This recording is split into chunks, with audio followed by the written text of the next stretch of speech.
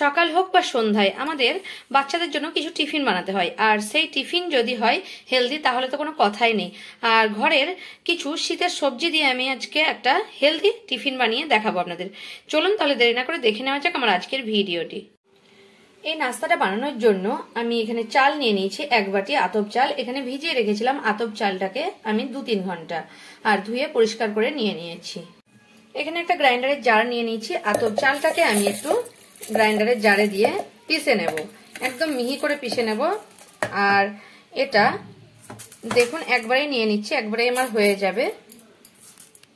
এখানে গ্রাইন্ডারের জারে নিয়ে নিয়েছি আতপ চাল, আর অল্প একটু জল দিয়ে দিচ্ছি, খুব বেশি জল দেব না, খুব কম পরিমাণে। আর দিয়ে দিচ্ছি এখানে আমি আলু নিয়ে নিয়েছি, সেদ্ধ আলু, আর এটা 2টো আলু নিয়ে নিয়েছি, এভাবে দিয়ে দিচ্ছি।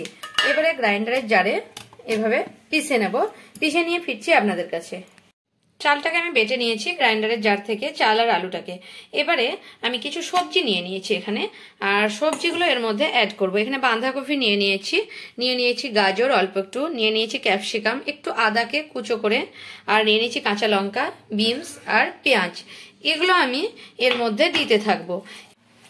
আমি বাঁধাকপিগুলোকে দিয়ে দিচ্ছি এর মধ্যে, দিয়ে দিচ্ছি গাজর, মানে সবকিছু একে একে আমি দিয়ে দিচ্ছি ক্যাপসিকাম, এভাবে ক্যাপসিকামও দিয়ে দিচ্ছি, আর দিয়ে দিচ্ছি বিনস, এখানে পেঁয়াজও দিয়ে দিচ্ছি, সবকিছু যেগুলো কেটে নিয়েছি সব দিয়ে দিচ্ছি, কাঁচা লঙ্কাও দিয়ে দিচ্ছি, আর আদার টুকরো দিয়ে দিচ্ছি। তারপর আমি দিয়ে দিচ্ছি এখানে 1/2 চামচের মতো লবণ। এবারে সবকিছু আমি মিক্স করে নেব। এবারে আমি সবকিছু সবজিগুলো মাখিয়ে নিলাম এই চালের সঙ্গে, আর এবারে আরো 2টো জিনিস দিয়ে দেবো, তার জন্য নাস্তাটা খুব সফট হয়ে যাবে। এবারে জলটা কিন্তু খুব বেশি প্রথমে দেব না আমি। এখানে আমি 1/2 কাপ টক দই নিয়ে নিয়েছি, সেই টক দইটা আমি এর মধ্যে দিয়ে দেব, কারণ টক দইটা দিলে খুব এটা মানে খুব ভালো হয় আর কি, নাস্তাটা সফট হয়। এখানে পুরো টক দইটাই আমি দিয়ে দিচ্ছি।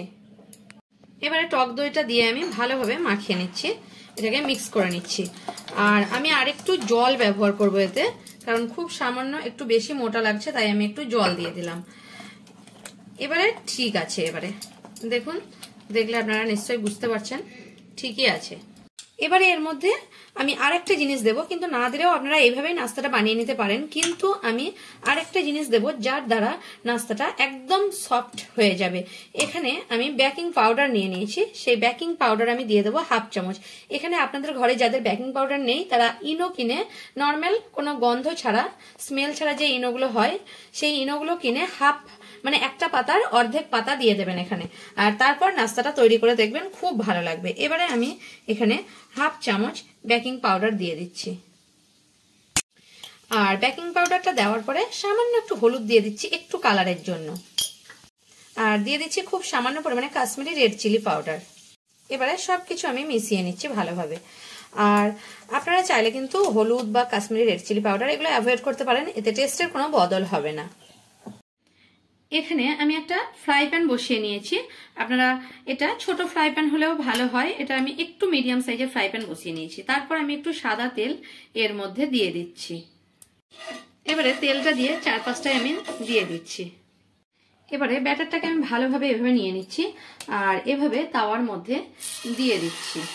আর একটু ছোট সাইজ করেই আমি একটু, যদি আপনাদের ফ্রাই প্যানটা ছোট হয় তাহলে ভালো হবে, আমি এভাবেই আপনি নিজেই শেপ নিয়ে নেবে, একটু হাতার সাহায্যে এভাবে ছড়িয়ে দিলে। এবারে মিডিয়াম ফ্লেমে রেখে এটা আমি ঢাকা দিয়ে দেব। দেখুন আমি দেখাচ্ছি 1 মিনিট পরে কতটা সুন্দর হয়েছে, ফুটো ফুটো হয়ে। এখনো কিন্তু ঢাকা থাকবে, কারণ 1 পিঠ ভালোভাবে হওয়ার পরে আমি এটা উল্টাবো। এবারে 2 মিনিট পরে আমি দেখাচ্ছি, দেখুন 1 পিঠ আমার হয়ে গেছে খুব সুন্দরভাবে। এবারে কিন্তু আমি একটু উপর থেকে তেল দিয়ে দেব, এভাবে তেল দিয়ে দিচ্ছি, এভাবে একটু তেল দিয়ে দিলাম। আর এবারে উল্টে নেব, এটা এভাবে ধরে আমি উল্টে নেব, আর এটাকে মিডিয়াম ফ্লেমে রেখে এখন আমি হতে দেব, আর একটু উপর থেকে তেল ছড়িয়ে দেব এভাবে।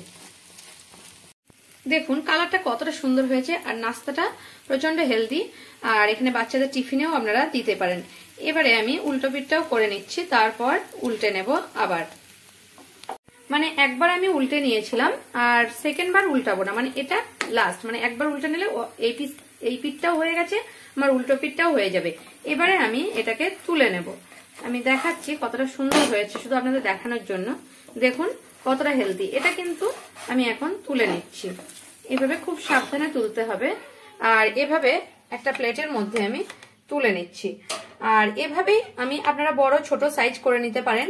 আমি এভাবেই কয়েকটা করে নিচ্ছি, তারপর ফিরছি আপনাদের কাছে। এখন আমি সবগুলো করে নিয়েছি। দেখুন কতটা সুন্দর হয়েছে, কতটা সফট। এটা আপনারা না করলে বিশ্বাসই করতে পারবেন না। আমার ভিডিও যদি আপনাদের ভালো লেগে থাকে তাহলে একটা লাইক করবেন আর প্রচুর প্রচুর শেয়ার করবেন।